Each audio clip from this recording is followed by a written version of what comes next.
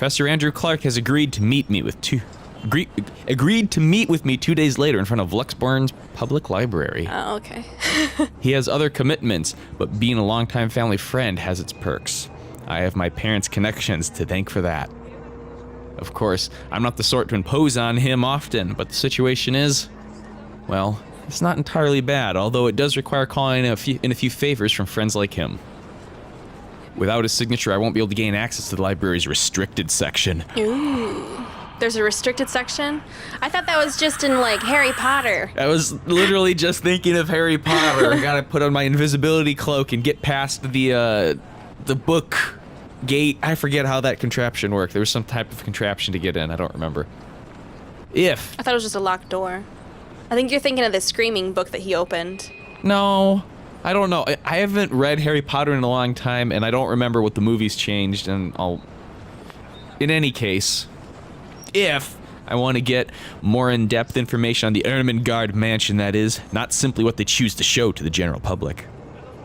As much as I hate to admit it, there's something people censor, and whatever it is, I won't ever find it in the general section. No, that's for all the general people. The plebs. The plebs. It has to be what they're keeping there, beyond the public eye. The thought of it alone makes me antsy. Thankfully, I don't have to brood over it.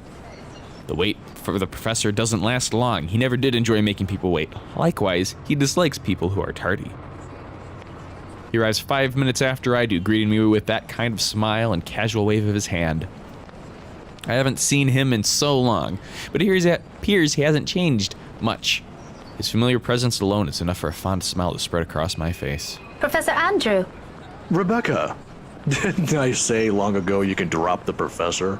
You know I can't possibly do that. Even if I can, it feels disrespectful to call you by your name alone. Both you and Ashton never listen to this old man. Kids these days. All right, but just for today, since you're doing me a huge favor, Andrew. I guess you simply can't have it all, even at this old age. But pleasantries aren't what we're here for, yes? You mentioned you needed a permit. Yes, sir, if that's okay with you.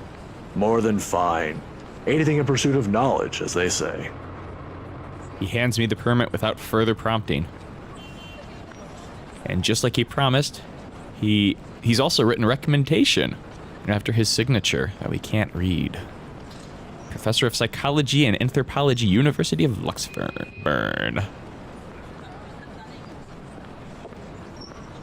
This is more than enough to get me those files. I mutter a small thanks before slipping it into my pocket.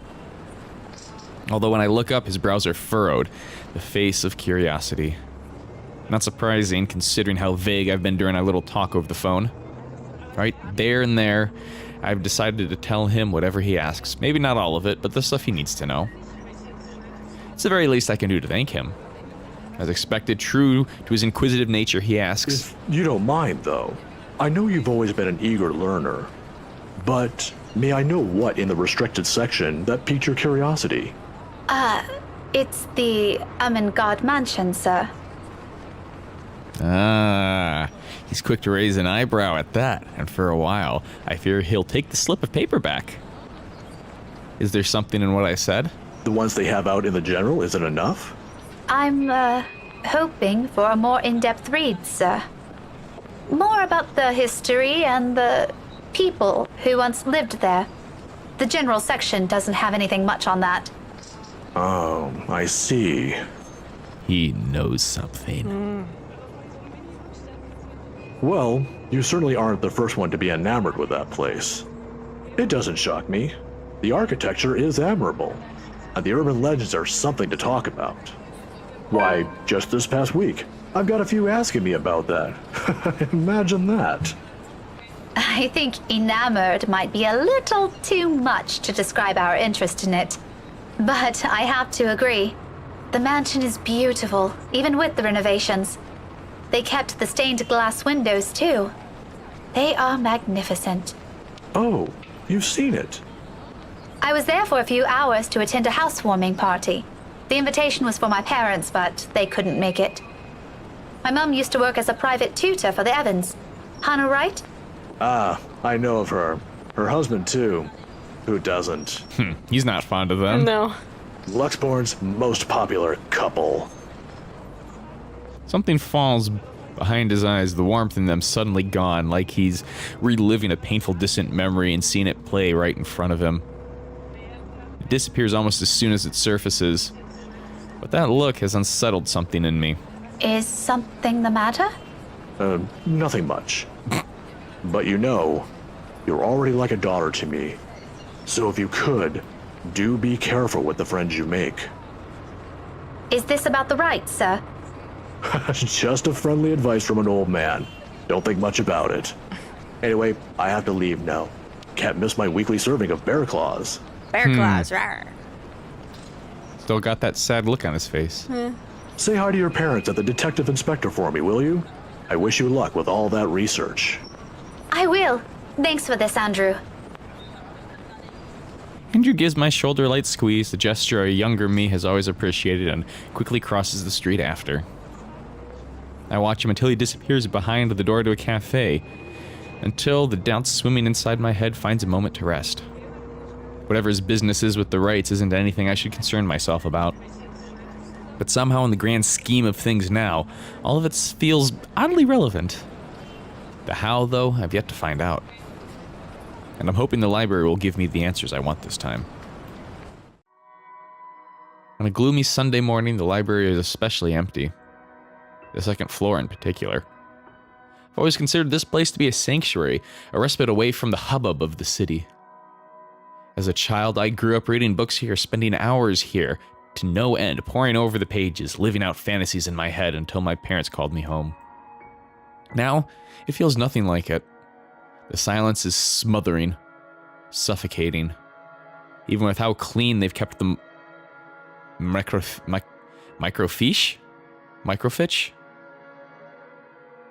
How clean they've kept the microfiche room, and how the entire small of it lacks a speck of dust or clutter.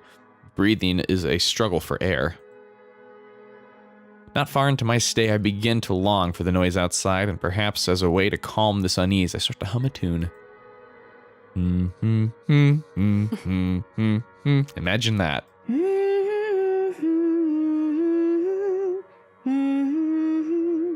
London Bridge is falling down.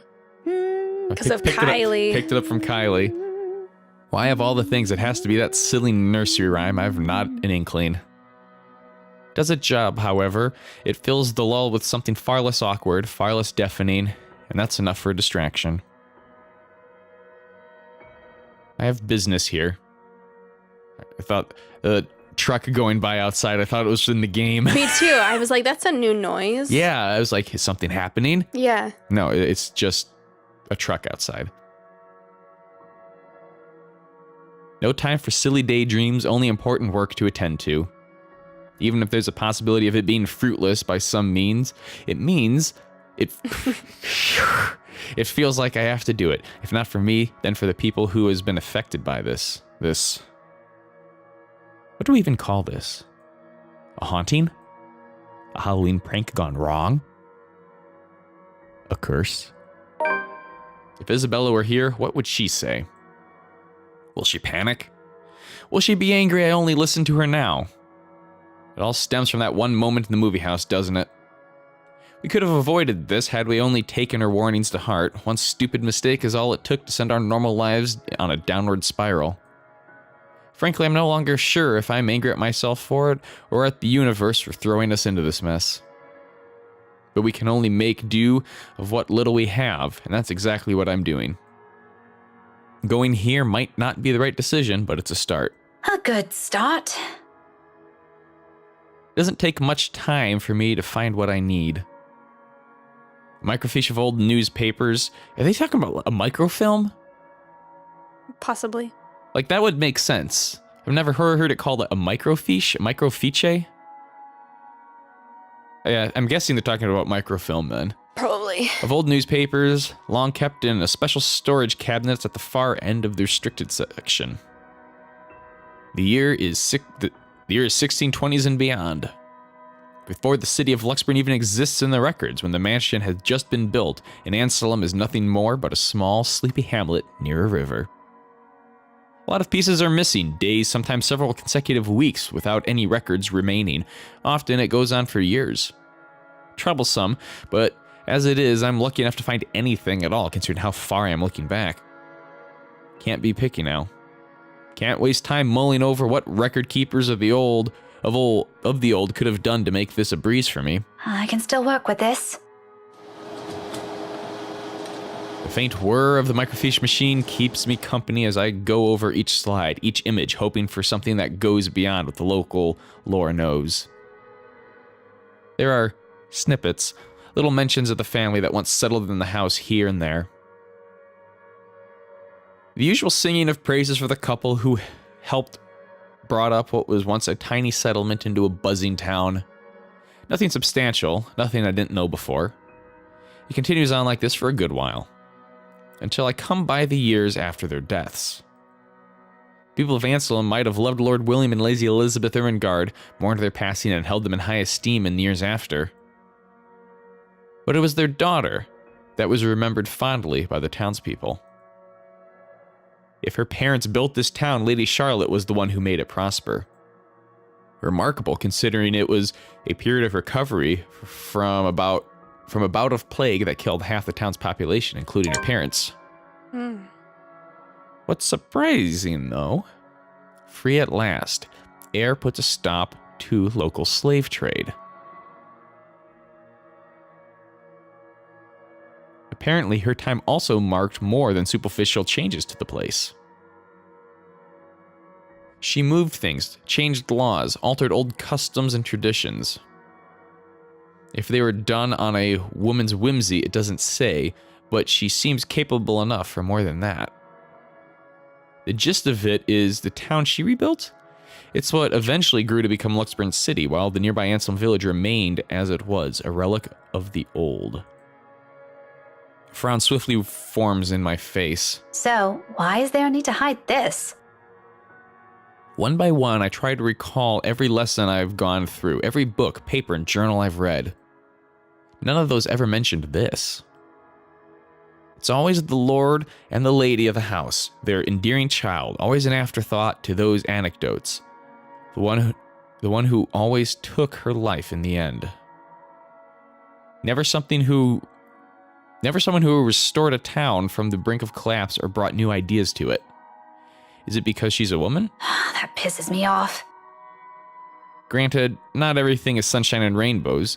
Not all aspects of her can be considered admirable. But this is history. Some parts are bound to naturally delve into unpleasant territory whether I like it or not. Witch hunts, for example, became rather common near the end of her life. Which would have been completely unremarkable and might have gone to become a mere footnote in history if it didn't involve Lady Charlotte and the very slave she saved. It caused quite a stir, enough to leave almost a week's worth of clippings. The girl was eventually burned, condemned by an entire town, at the word of Lady Charlotte alone. But this doesn't really have anything to do with this curse, does it? Of course it does. You burned a witch. Sounds like curse material to me. Unless that woman following us and this slave are the same person. Of course they are. I should be reading this a bit more dramatically. A tale of revenge? How cliche. However, with a lack of accurate photographs, it's impossible to tell. Maybe if I squint, the illustration would start resembling her? Of course it does! But in my field, it doesn't work that way.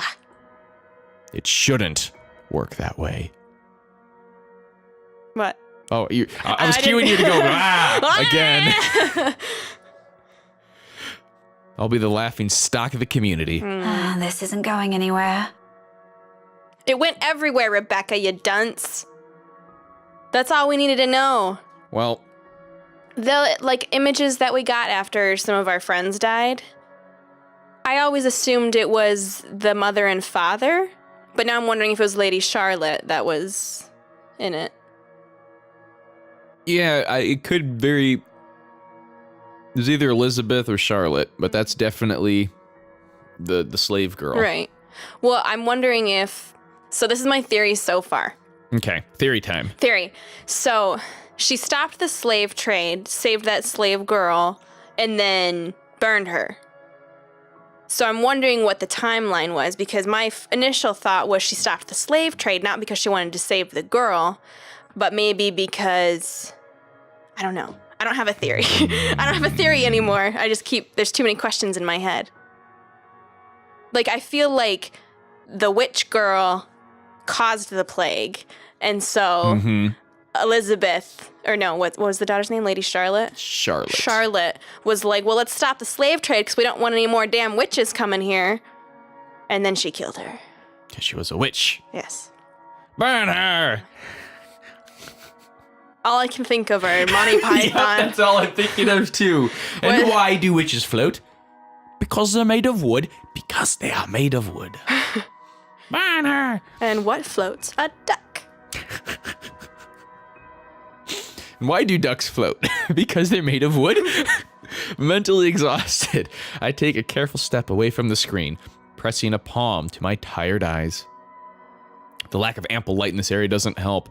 A headache already threatens to form at the back of my head, yet I'm nowhere near figuring things out. This is simply too much to take in all at once. I should have asked for someone's help. Now I'm at a dead end. I start gathering everything around me and placing them back in their respective envelopes for storage. Emotions no longer new after volunteering here several times. A number of times. I can read. I swear I can read. I didn't make much mess anyway, considering the lack of materials available to begin with. I'll have to look somewhere else. The where remains unknown, though. Just as I'm about to slip the last of the slides in, something catches my attention. My hand pauses, the microfiche halfway through its protective sleeve. This is one of the few I've set aside without taking a careful look at. It seems like a gossip column at first, but upon closer look, I slide it back to the reader, gently turning the dials in search of the page. It takes some time, but once the image becomes clear,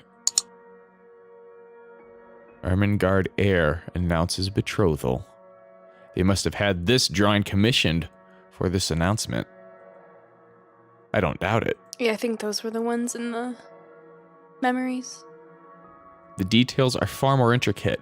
Their likeliness likely closer to how they might have appeared at the time. They're both recognizable this way, closer to those paintings I've seen in the mansion. However, it's the man standing beside her, Edward Joffrey, according to the article, that caught my attention previously. Oh my god, Luke is a witch. I said he was a vampire, didn't I? Yeah. Okay, continue. Her first cousin, and eventually her fiancé.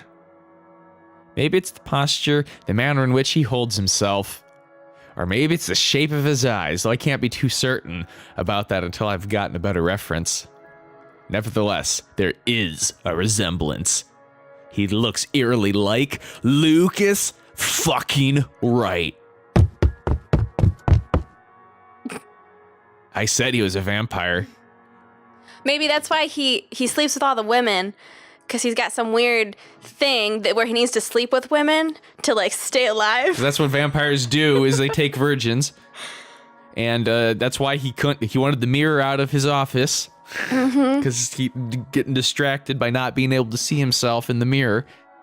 No, but the ghost there seems to be a ghost always around him. Mm-hmm. So I was wondering. He's cursed. Here's the thing. I was wondering if his mother is a part of this ancestral line of these people, because early on he's always sad, and there's like this hints of his mother having died as he was like a wee lad, and all of that sort of thing. So, I mean, it makes sense. Yeah. My head snaps up, glowering at whoever's running in the floor above. Any day I'd march upstairs and reprimand whoever it is. This is a library, for heaven's sake. For heaven's sake. But now isn't the time. I've gotten what I need. Without wasting another minute, I hit the machine's print button for a copy of the page, while my other hand moves to put everything back into storage.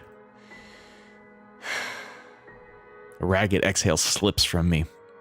Relief, perhaps, or maybe this is already exhaustion. Regardless, soon I'm closing my eyes as I wait for the printer to finish. If only to starve off a headache building from everything.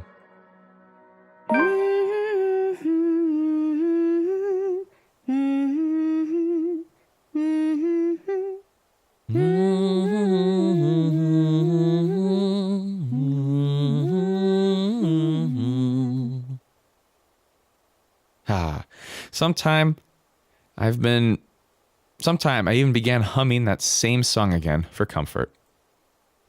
Despite my doubts about this, despite all the tensions in my shoulders, this may be a small find, but at least I can start somewhere. We can start somewhere. There's a way out of this. I know it. The printer sputters to a halt. Oh my god, it's not even gonna print out the picture. I'm sorry, I just freaked out. It's gonna say help me. However, its sound isn't what makes me snap my eyes open. I'm waiting for it to open her eyes and it's gonna be there and stuff's gonna happen. Probably that too. A feeling. A what? A feeling. A chilly brush of air behind my back. Brief enough for something sickening to suddenly lodge itself in my throat while I take in my surroundings. It's that suffocating sensation again, creeping to every part of me, crawling under my skin, draining me little by little of any strength. From that day in the mansion, from that brief moment at the school, without delay, I grab the papers and make a quick beeline for the door. Ooh, on the ceiling. My body freezes. What are you doing, Miss Pink? Oh, Kylie. I hold my breath, not daring to make any noise. For a little while, only the sound of papers crumbling under my grasp fills the room. The excitement from earlier gone instantly. Replaced. Okay, hold on. If we have to do something, because I'm assuming this is the part where we have to save her from being killed, the keyboard's really far away. Okay, here you go. Replaced by a cold, seeping dread spreading through my limbs. But more than the fear, it's the anger. It pains me to hear her using my own student's voice against me, and more than once, I believed it was really her. She has no right. Why don't you play with me? Although she hasn't made a move, if there isn't a wall behind me, I'd probably take a step back. Anything to put distance between us, no matter how small, as long as I'm out of her reach. But I steel myself. Because if I do fall back and turn away from her, I'd be left with no way out. I'm not dying here. You think you scam me? Miss Pink, don't be so rude. I'm waiting. I'm not afraid of you, you spook. This is one Scotswoman. You aren't getting into an early grave without a fight. Ha! Scotland! Come at me! I expected she'll lunge, prove to me what a monster she is. Instead, all she gives me is a smile, twisted and gnarled. It's as if time has crawled to a stop at the sight of it. A split-second decision. And before I know it, my body shifts. Eyes closing in anticipation, hand grabbing whatever's solid enough on the nearby table and hurling it at her. I don't bother looking if whatever I threw hit its mark. I run. As fast as my legs can carry me, despite my heart threatening to burst out of my chest. But in this maze of bookshelves, with the whole place almost void of people,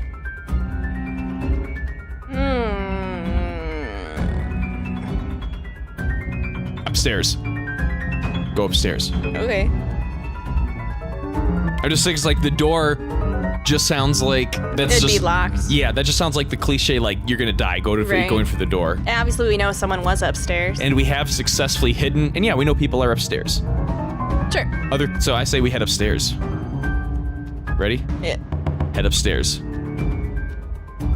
Is there even a place safe enough I can escape to? There are people upstairs, aren't there? The weekend staff or some volunteer? There should be. Even if it's a Sunday, I'm only here on a special permit. There should be at least one other person manning this place. I heard them a while ago. Of course, I couldn't possibly tell them about this. They wouldn't believe me in the same manner. We didn't buy Isabella's story until it's too late. But I can easily come up with excuses. For now, what's important is that I don't end up trapped and alone with her. Safety in numbers, as they say. There's no hesitation in my steps as I race upstairs, ears straining for any signs of sounds or of the woman appearing, jumping at me at any second. I can still hear her behind me, grinding of bones, her whispers as if she keeps calling me back. Although it's at a distance, I don't slow my pace. Library rules be damned. Because no matter how much I pretend to be brave, the level-headed one or the tough one, this terrifies me. This scares me more than anything. This isn't how I plan to die. But when I get to the 3rd floor... Oh no. Only silence welcomes me and an emptiness that stretches out far too wide, spanning the entirety of the floor for it to be reassuring. Just behind me, somewhere at the foot of the stairs, panic rises up my throat. No other way now but up. So I bolt, desperation kicking in without warning. I take 2 steps at a time, tripping clumsily over some of it in my last-ditch attempt to escape. But I know. At the back of my mind, I know. I know all of this is futile. With every footfall, with every ragged breath, with every pounding of my heart, it gets hammered into my mind. It only becomes clearer to me once the door at the end opens, revealing the vast expanse of Luxburn's early morning skyline, and with her treading at my heels, blocking my only way out. Oh no. Stay away from me! Oh no. No. Useless plea. She doesn't even understand a word I say. Can she even? Is she still human in the first place? Somehow I doubt it. Because no human being will ever do this. No, simply imagining what she's capable of doing to us. I never want to give her that chance. I'm telling you to back off! Her gait is slow as she walks forward. Each stride accompanied by the sound of breaking bones, of blood oozing from wounds that never found healing. And with every inch she draws nearer, even as I pull away to take back what little distance I can between us, the smile on her merely grows wider. A mocking gesture. For me. She may be less of a human now, but I'm pretty sure she's fully aware she's got me cornered. She wouldn't even bother making it here if she isn't. But I can't look away. I can't bring myself to, even as the heel of my shoe eventually hits the edge. Oh. End of the line. Trapped. Alone. So this is how it ends, huh? Without fanfare, surrounded by... not by a warm breeze, but a chilly morning air. No soft footballs in an empty hallway, but the din of an early morning traffic below. No warm afternoon light. Nothing but the cold, pungent smell of death. All underneath a dreary morning sky. How fitting. Yet amidst all of it, there's a single voice I want to hear. If only for the last time. Did you see Ash was pulled up on her phone on that last image? I didn't. Yeah. Becca? Hey, did I wake you up? No, I left you a voicemail, so I thought, where are you? The one I grew up with. Who always got better grades than I did without even trying. Whose silly antics I have to put up with all these years. Who stood by me even when things got tougher. That one person who's been a constant in my life. Ash, do you remember that one time? The what? Back in secondary. We joined a contest back then, didn't we? We had to dress you up as a girl and... No. What? You looked really pretty. I think I still have that picture somewhere. Burn it. We're not talking about that again. You promised. Seriously, what brought this on? Nothing. It's just the first thing I remembered. So weird. Despite everything, my lips curl up into a smile. Faint, a sad little thing on its own, given the situation. Because even at the end, I know I have this. Casual talk, the friendly banter, talking like how we always would as children. You want to say something. Well, I was going to say by her calling him, I feel like it's going to look like suicide now rather than... I'm just assuming she's going to be like either pushed or jump off the building. I think Ash knows her better than that she's not the person to do that. I think maybe she might not be dying. I'm really hoping that this whole sad thing's gonna be a fake out. I'm secretly hoping that, like, this love and affection is somehow, like, defeated this evil spirit. She'll just be But gone. that sounds like such a completely not practical wishful thinking sort of thing. I think you screwed us over by making us go upstairs. It just, the door seemed like too obvious. It was just like not gonna work. Yeah, I don't know. I don't know. I'm gonna feel really sad if I'm the one that made the decision that killed them, because Well, I can blame you for the other two, Right. but if I'm the one that chose this one. But we'll learn more. We'll get another memory fragment. It's Yeah. okay. You did your Casual. job, Rebecca. The casual talk, the friendly banter, talking like how we always would as children. If only I hadn't been too selfish. If only I hadn't taken all of this for granted in favor of my feelings, then perhaps I wouldn't be regretting anything now. You're being weird today, Becca. Whatever. Listen, I need you to go home right away. I'm at Salem Well right now, and I wish time would simply stop for us. There are a lot of things I want to say. Things I've never bothered saying out loud. Things I should have said a long time ago to someone who has always been by my side. But in this moment, there's only one. Thanks, Ash. Achievement unlocked. One thing's constant. hold on. Did I do something? For everything. Rebecca, what? I'm so glad to have known you. Wait, what are you? God damn it, Rebecca, where are you? A soft click. And I'm closing my eyes.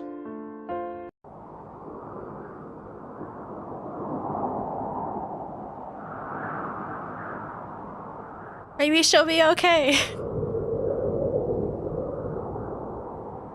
She's not okay. There's a rush of air.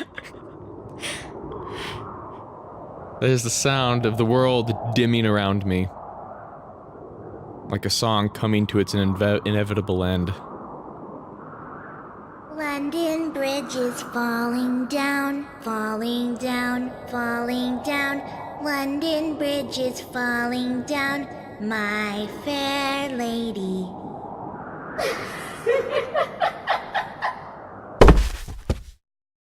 I don't think it would sound like that.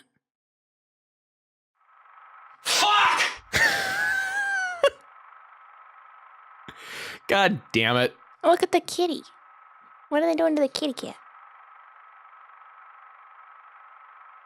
Okay, so the Luke guy was probably getting on with the slave, and Charlotte got pissed. Right? Is she going for Luke? Is she reaching for Luke or is she reaching for the cat? Probably Luke. I forgot Edward, whatever his name is. Yeah, I don't know what his name is.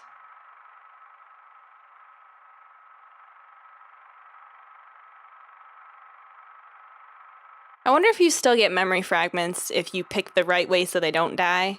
We didn't get one for Hannah or Isabella, so I don't think so. Oh, okay. God damn it. That's all right. London Bridge is falling. Why did I think the stairs was the right down, choice? Falling down, London. I'm kind of annoyed with the game because there's only been like 2 or 3 times where we've had to like do actions on the keyboard, and so like I was expecting that here, that she would have to do something to get away. But if we did the door, we probably possibly, would have. yeah. So every time a character learns something, they were dying. Yeah. I'm just hoping. See, it's just so annoying because we've never gotten farther. So this is the earliest I think anyone's died yet in the storyline. No, this is the latest. No. She died first. No, she just said Sunday. Oh, did we skip over something? I think it was Sunday. In any case,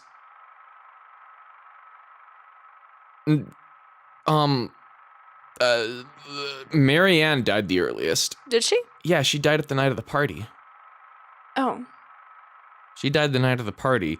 Zach died maybe the latest. I don't know. Either she's dead the latest or Zach was dead the latest. Because Zach, the day after the party, Zach went to the mansion, and it was that night after the day of the mansion that Zach died. So. Mm-hmm.